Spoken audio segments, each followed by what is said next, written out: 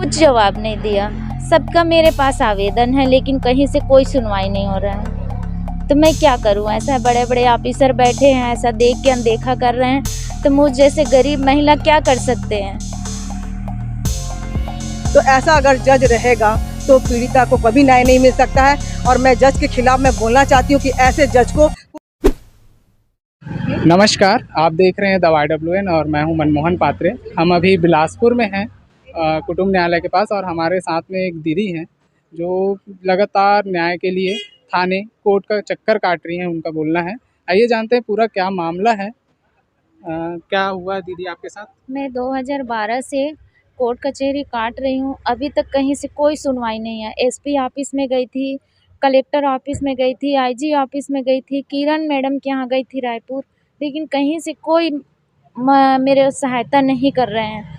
और तो और मेरे को बोलते हैं सीधा जाओ, कोर्ट में ही होगा। कोर्ट में जा रही हूँ तो जज साहब मेरा कोई बात ही नहीं सुन रहे हैं, उसको ऐसे ही छोड़ रहे हैं, ना तो पैसा दे रहे हैं ना कुछ नहीं।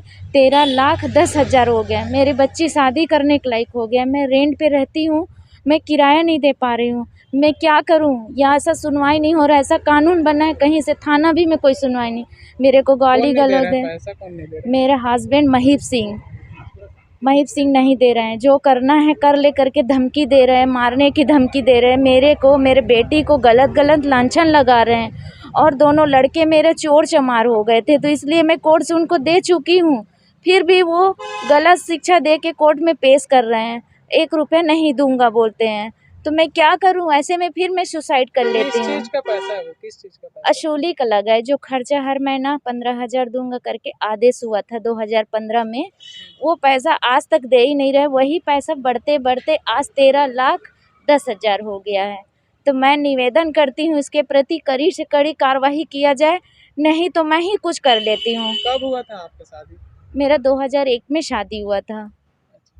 उसके बाद थाने में जैसे गए तो मैं क्या थाना बोलते में हैं गई तो सीधा लिख के मेरे को 2012 में कोर्ट में भेज दिए थे। अच्छा, तो उस कोर्ट में गए तो कोर्ट क्या में बोले? गए तो बस वही पेशी काटते जा रही हूँ, कोई कार्रवाई उसके प्रति नहीं हो रहा है।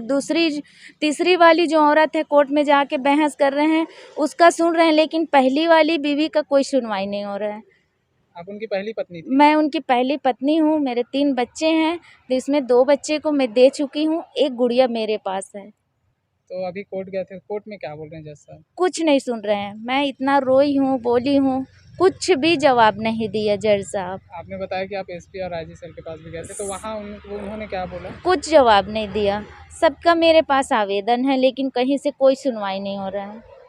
तो मैं क्या करूं? ऐसा बड़े बड़े ऑफिसर बैठे हैं, ऐसा देख के अनदेखा कर रहे हैं, तो मुझ जैसे गरीब महिला क्या कर सकते हैं? किरण मैडम के पास गई तो बोलते हैं कोर्ट में लगा है तो कोर्ट ही में जाओ, मैं कुछ नहीं कर सकती करके वहाँ से पूरा खारिज कर दिए। अपना परिचय दो। मेरा नाम श्रीमती भारती सिंह है। मैं राजकिशोर नगर में रहती हूँ, बिलासपुर में।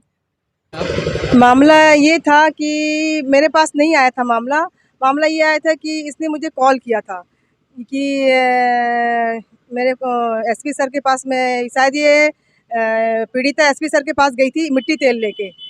तो वहाँ कोई पत्रकार थे, तो पत्रकारों ने बताया कि क्या बोलते हैं, क्या क्या मामला में आए हो। तो उन्होंने बताया ऐसा सा बात है, 2012 से मेरी कोई सुनवाई नहीं हो रही है, और मैं इसीलिए एसपी सर के पास में यहाँ पास आई हूँ अपना आत्मदाह करने के लिए।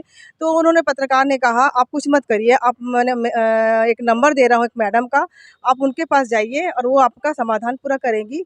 तो उस पत्रकार सर ने शायद इनको नंबर दिया था। नंबर देने के पास ये मुझे कॉल की कि मैडम मेरा ऐसा ऐसा बात है, और रोने लगी है फ़ोन में ही। तो मैंने कहा मत रोइए, आपकी जो प्रॉब्लम है मुझे आप मेरे घर में आके बताइए। फिर वो मुझे तुरंत, वो एसपी ऑफिस से ही तुरंत निकली और मेरे घर में आई। आने के बाद वो रोने लगी, बोली कि ऐसा ऐसा बात है मैडम। पूरा फाइल दिखाई मेरे को, और दिखाने के बाद बोली 2012 से मेरा केस चल रहा है। कोई जज, यहाँ तक कि मैंने एसपी और क्या बोलते हैं कलेक्टर के पास भी गई थी, और महिला आयोग रायपुर में भी गई थी, किरणमयी मैडम के पास गई थी। उसके पास पैसे नहीं थे, पैसे खर्चा करके किसी से उधारी लेके वो किरणमयी मैडम के पास गई, बट वहाँ से भी 2 बार गई, वो वहाँ से भी वो खारिज कर दिया गया। बोलता मैं कुछ नहीं कर सकती हूँ, मैडम ने भी कहा मैं कुछ नहीं कर सकती हूँ, आप जाइए न्यायालय में, वहाँ पास आप करिए। उसके बाद मैंने सोचा कि चलिए आपका ऐसा सा बात है, तो मैंने तुरंत 2-3 जगह इनका नंबर दिया कि मैंने गलत इनका इनका ब्लेम लगाते थे। उनके कोई मैंने तीसरा शादी किया, कोई मुस्लिम से शादी किया इनका पति, है ना, महीप सिंह कोई पति शादी किया है और 3 साल वो जेल में था। कोई फ्रॉडी केस में, कोई समूह के केस में वो 3 साल फ्रॉडी केस में गया था। और उसके बाद मैंने उनको कॉल किया, मैंने इनके मिस्टर को नहीं किया था, बट इस समूह के 2-3 लोगों को कॉल किया। कॉल करने के बाद मैंने सिर्फ सूचना ली और मैंने कहा कि वो गलत तरीके से आप उनको ब्लेम कर रहे हो। इतने गलत तरीके से कमेंट्स करते थे, बहुत गंदा तरीके से कमेंट्स करते थे।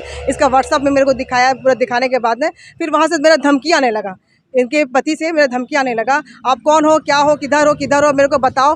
तो मैं बोली जिधर भी हूँ, मैं जहाँ भी हूँ, तू जहाँ भी रहेगा, मैं सीधे तेरे से न्यायालय में बात करूँगी, नहीं तो थाने में बात करूँगी। मेरे को अभी तेरे को कुछ नहीं बताना कि मैं कौन हूँ। तो यहाँ पर 3-4 बार उनके धमकी आता था। उसकी तीसरी वाली जो जिसे वो शादी किया मुस्लिम से, उसका भी धमकी आ रहा था बहुत बार। तो मैंने कहा मैं कुछ नहीं बताना चाहती हूँ, और अनलॉक नंबर से बहुत मेरे को धमकी आता था।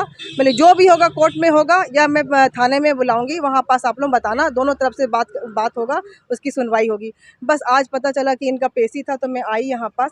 आने के बाद मैं देखी और जज के सामने बहुत रिक्वेस्ट करी, जज के सामने इतना रिक्वेस्ट करी रो के, बस जज वो सुनने के लिए तैयार नहीं थे। और पीड़िता को और बोले कि आप यहाँ से निकलो। और फिर मैं जब वहाँ से मैं घुसने के बाद सर से मैं रिक्वेस्ट की, सर आप ऐसा कैसे कर रहे हैं, आप पीड़िता 2012 से लेके आज घूम रही है, आज आप घूम रही है, सिर्फ इंसाफ मांग रही है, और आरोपी घूम रहा है। आरोपी 18 लाख की गाड़ी में घूम रहा है, 12,000 रेंट में रह के एसी में आ रहा, और तीसरी वाली महिला के साथ संबंध बना रहा है, मतलब उसके साथ शादी वादी करके, जो कि इसके साथ पीड़िता के जो कि ना उसका तलाक हुआ है, और ना ही उसको जब खर्चा देने के लिए बोला 15,000 खर्चा देने के लिए, कोर्ट में हो चुका था 15, वो 2012 से खर्चा दे, आज से 13,10,000 उसका पड़ता है। वो 13,10,000 देने के बाद भी मैंने कहा 13,10,000 उसका पड़ता है, तो जज ने भी इनकार कर दिया, कुछ नहीं है, अभी आप लोग बाहर निकलो। तो ऐसा अगर जज रहेगा तो पीड़िता को कभी न्याय नहीं मिल सकता है। और मैं जज के खिलाफ मैं बोलना चाहती हूँ कि ऐसे जज को कुर्सी छोड़ देनी चाहिए, तुरंत कुर्सी छोड़ दे। ऐसे जज की जरूरत नहीं है यहाँ पर। जो जजमेंट 2012 से पीड़िता जो यहाँ पे आए दिन लगा रही है, सिर्फ तारीख के ऊपर तारीख मिल रहा है, आरोपी आ रहा है और साइन कर रहा है, चले जा रहा है। क्या मतलब ऐसे जज का बैठने से, बताइए। तो मैं चाहती हूँ इंसाफ मिले।